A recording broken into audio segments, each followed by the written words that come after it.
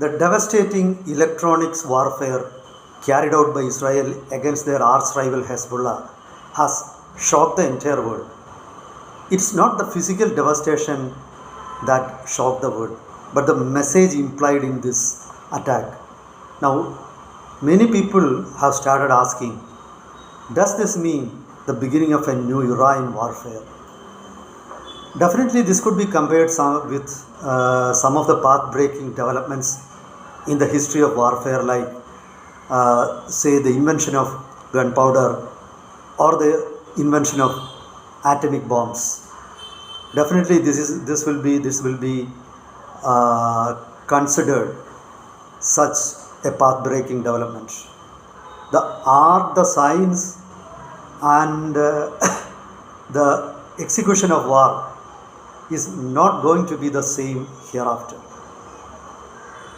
More than the physical devastation or the precision with which physical devastation was carried out by Israel,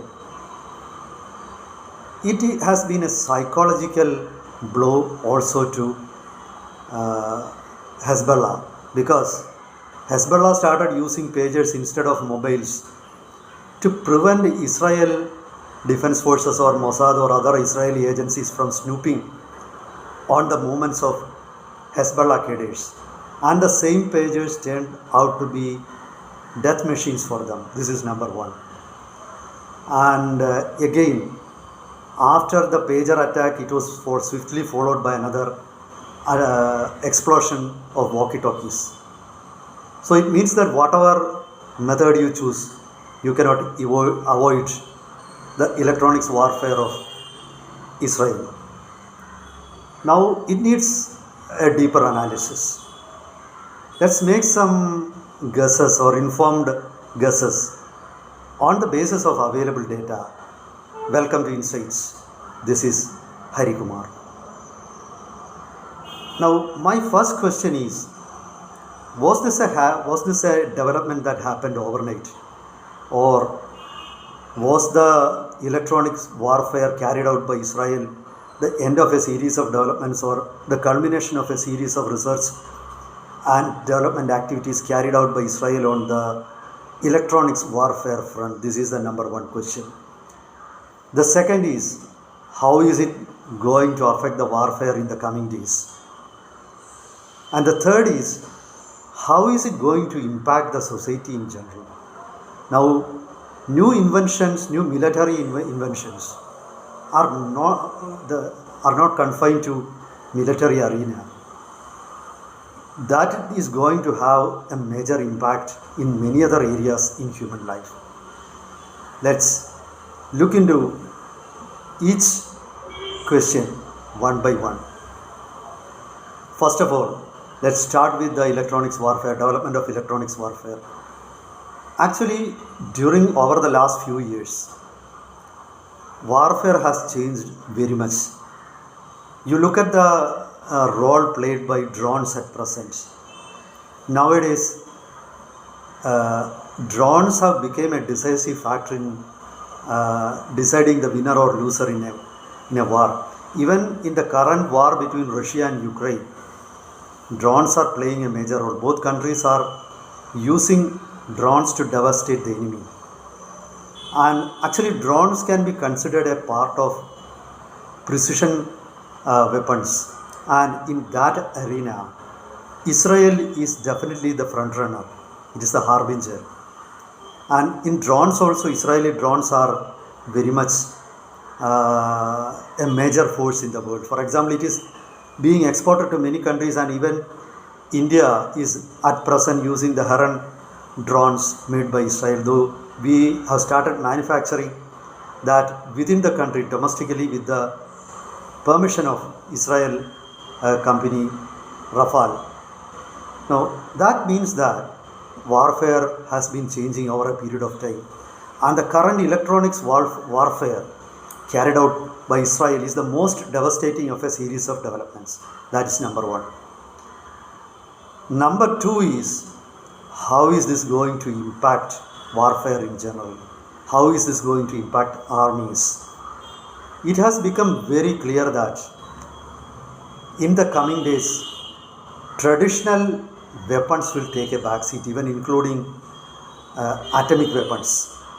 Instead of that, precision weapons are going to play the key role in deciding the winner. One of the advantages of the precision weapons is that you are not going to cause large scale destruction with the use of precision weapons. Precision weapons means you can take enemy's land without destroying the wealth there, so that you can take possession of the wealth of the enemy. So this is a major advantage for the winner.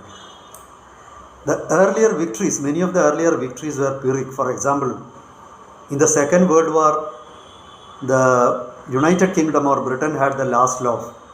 But at the same time, that victory pushed them below, and the United States became the most powerful nation in the world.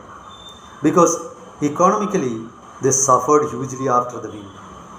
In the future wars, where precision guided weapons will be used, it will be more economically effective or economically lesser expensive, and it could destroy only those things that enemy wants. For example, it could destroy the command and control centers, it could destroy arms and ammunition depots, it could destroy the think tank, it could destroy military and political leadership, and leave the country and its wealth intact, so that the winner could take possession of it. Now, this is going to be an entirely different world in the coming days, perhaps in 50 or 100 years. For example, in the coming days of warfare, you will be tracked precisely, not just the military personnel, even the individuals will be tracked. Each and everything is going to become a weapon in the hands of the more advanced nation. For example, if you carry mobile phones, if you have computers at home, your automobiles which are connected to the internet, or any of the instruments or gadgets, equipment you use which has connection to the internet or which carries chips, semiconductor chips, or many things, everything could be controlled remotely, and it could be incapacitated if the enemy or the better developed enemy thinks so. So warfare is not going to be the same before. Conventional weapons will be still there in the coming days, but that could be secondary, and primarily it will be the electronics warfare. For example, now all the fighter jets have got electronic warfare suit also, and in the place of earlier dog fights, you have beyond vision missiles which attack the enemy's aircraft. So things have changed a lot, and in the coming days, this is going to be purely an electronic warfare. It could be high energy weapons will be used. So the country which is economically more developed, which is scientifically more developed, will have the last laugh. Not the country which has got the largest number of infantry people or the largest number of military tanks or other conventional weapons. It will be the country which has got advantages in communication, in electronics development, in semiconductor industry. They are going to call the shots in the coming days, no doubt about that. Every equipment could be converted into a weapon, and your communications lines could be snapped all on a sudden, your power lines could be snapped all on a sudden. You could face a violent electronic attack. Your every equipment or every vehicle will stop. Imagine about such a situation. So humans are not going to play a major role in the coming days. It will be, the warfare will be controlled by machines or computers. This is second thing. And the outcome of such a war or such a development on the lives of ordinary man or rank and file will be, people are likely to get more segregated in the coming days. The rich are going to be godlike. They will become more powerful. The people who wields power, the governments who have power, the companies, the corporates, or the countries which are more developed scientifically, they will be able to control the life, the thinking, and the activity of each and every human being. There is a real threat that in the coming days, humanity will be really separated into haves and have-nots. So this could be, this is going to be an entirely different world. And definitely in the coming war, in the coming days, the terrorists, radical Islamist terrorists will find it very difficult to survive. They are going back to the days of Prophet when you become sheep herders, you follow a lifestyle that was practiced centuries ago. Now such people won't have any role in the coming days, because this is going to be a scientific revolution. And in an electronic warfare, in the world controlled by research and development, even religion will play a very minor role in the coming days. So let's wait. Anyway, one thing is certain, sure and certain. The art of war has definitely changed, and along with that, philosophy of war will also change. The world economy will also change. So let's wait for major changes, and that is going to happen in the near future, perhaps in the next 25 years. Anyway, after 50 years, the world won't be the same. That's for now. Let's wait for more such major developments in the coming days, and I'll be back with analysis on such developments. Thank you, and meet you with another topic next time. Till then, goodbye.